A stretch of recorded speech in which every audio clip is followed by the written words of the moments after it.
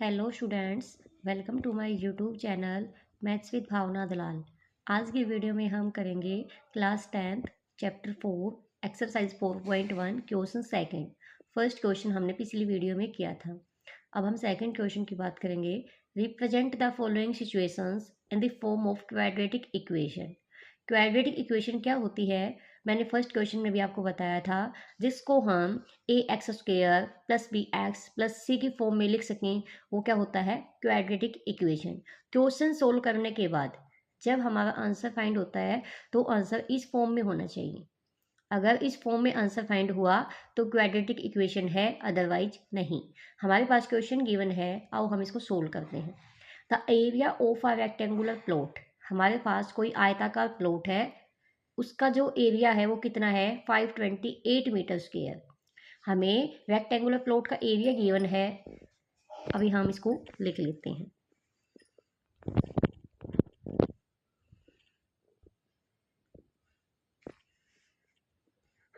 Area of the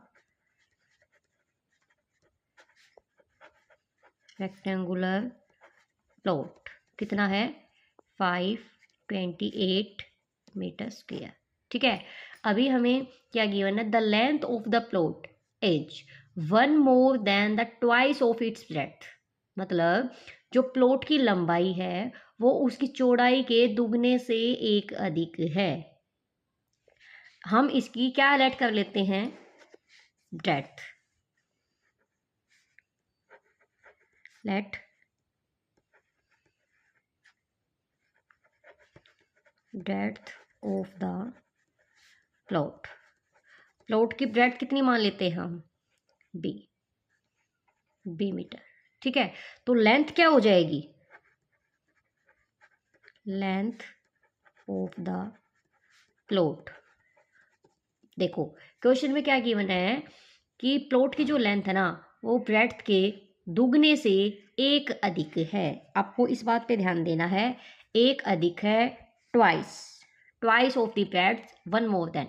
तो breadth कितनी है बी, इसका दुगना क्या हो जाएगा 2b प्लस 1, मतलब लेंथ क्या हो जाएगी ब्रेड्थ के दुगने से एक अधिक है, हो गई।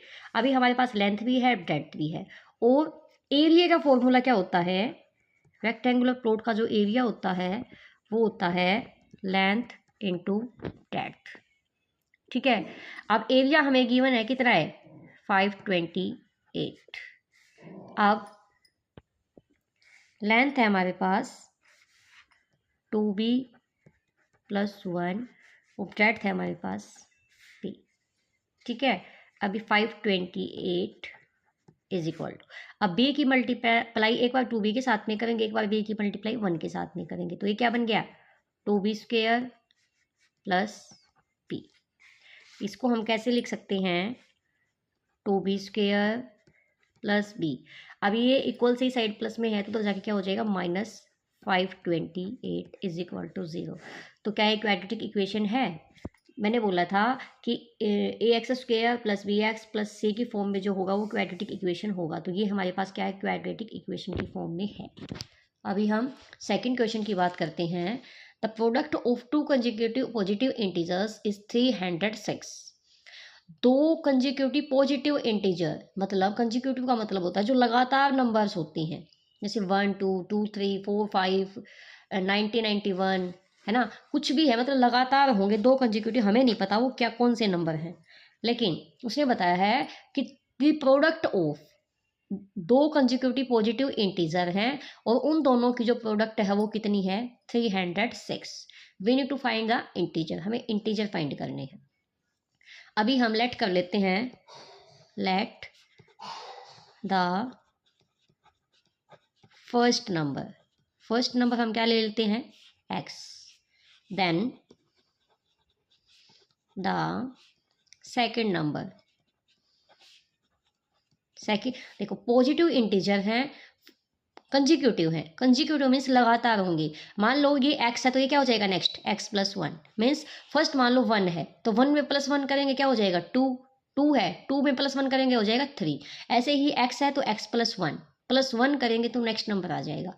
ये कंजिक्यूटिव पॉजिटिव इंटीजर्स हैं, दोनों की प्रोडक्ट मीन्स मल्टीप्लाई कितनी है 306। एक्स की x+1 के साथ मल्टीप्लाई क्या हो जाएगी 306। अभी हम इसको सोल्व करेंगे। एक्स की एक्स के साथ में मल्टीप्लाई x² एक्स की 1 के साथ में multiply plus x is equal to 306। Okay, अभी x² प्लस x प्लस है इक्वल से उधर इधर आके क्या हो जाएगा माइनस इज इक्वल टू 0। पिछली वीडियो में मैंने आपको बताया है अगर बीच में इक्वल का साइन है और कोई संख्या इक्वल से दूसरी साइड प्लस में है तो इक्वल से दूसरी साइड आते ही क्या हो जाएगी माइनस की, अगर माइनस है तो क्या हो जाएगी प्लस, मल्टीप्लाई है तो डिवाइड, डिवाइड है तो मल्टीप्लाई, मीन्स अपोजिट साइन कर देंगे। अगर इक्वल से दूसरी साइड कोई संख्या प्लस से माइनस, माइनस से प्लस, डिवाइड से मल्टीप्लाई, मल्टीप्लाई से डिवाइड हम चेंज कर देंगे उनको। ये भी क्या है quadratic equation ax² plus bx minus C, मतलब ax² प्लस bx प्लस सी के फॉर्म में ये है, तो ये भी क्या है quadratic equation.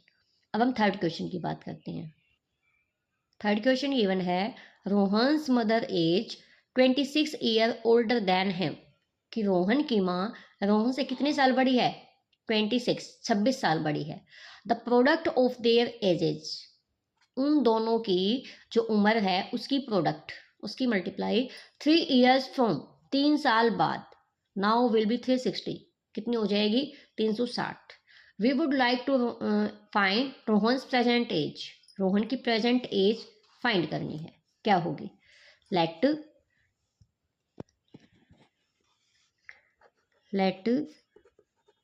The present age of Rohan, question के अकॉर्डिंग हमें सब कुछ लेट कर लेना है। रोहन की प्रेजेंट एज क्या मान लेते हैं हम x ईयर्स, हमें नहीं पता वो कितने साल का है फिलहाल, लेकिन क्वेश्चन के अकॉर्डिंग जिसकी हमें जो फाइंड करना होगा उसी को हम लेट कर लेते हैं। रोहन की एज हमें पता करनी है तो हमने रोहन की एज को ही क्या कर लिया लेट कर लिया, कितने साल का है वो x साल का है। उसकी माँ उससे कितने साल बड़ी है 26 साल बड़ी है। Then the present age of Rohan's mother, तो उसकी मम्मी की एज कितनी हो जाएगी x+26। जब रोहन की x है उसकी मम्मी उसे 26 ईयर्स ओल्डर है, तो मम्मी की क्या हो जाएगी x+26 ईयर्स। ठीक है, ये है प्रेजेंट की। अभी बोला है 3 ईयर्स फ्रॉम, 3 साल बाद, आफ्टर 3 ईयर्स, 3 साल बाद क्या हो जाएगा रोहन्स एज कितनी हो जाएगी 3 साल बाद रोहन की एज क्या हो जाएगी, अभी वो x साल का है तो 3 साल बाद क्या हो जाएगा x+3 ईयर्स। ठीक है, अब 3 साल बाद अभी रोहन की माँ x+26 है तो 3 ईयर्स बाद रोहन की माँ कितने साल की हो जाएगी,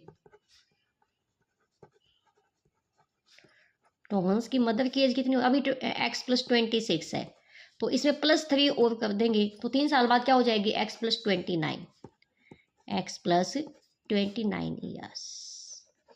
हमें क्या दिया गिवन है इसमें कि the product of their edges, Rohan का और रोहन की माँ की जो एज है 3 ईयर्स, 3 साल बाद उनकी प्रोडक्ट क्या हो जाएगी हमारे पास 360।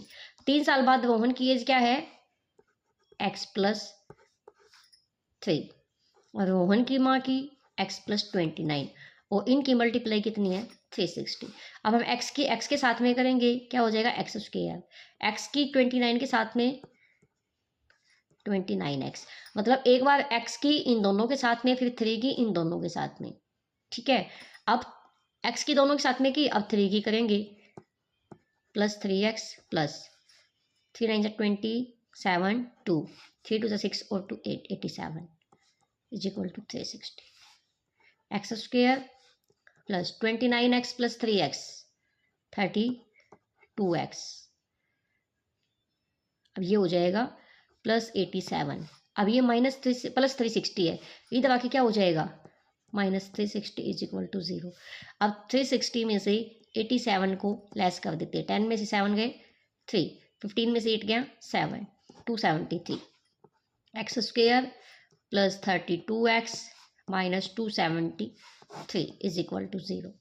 ये इक्वेशन किसकी आई? Quadratic equation. A X square plus B X plus C की फॉर्म में ये है, तो ये भी क्या है? Quadratic equation. हम इसको आगे भी सोल्व कर सकते हैं, लेकिन हमसे पूछा ही इतना गया है कि हमें क्या फाइंड करना है? इक्वेशन फाइंड करनी है। अगर हमें क्वेश्चन गिवन होता कि हम इनकी एज फाइंड करें तो हम आगे फाइंड करते, लेकिन हमने क्या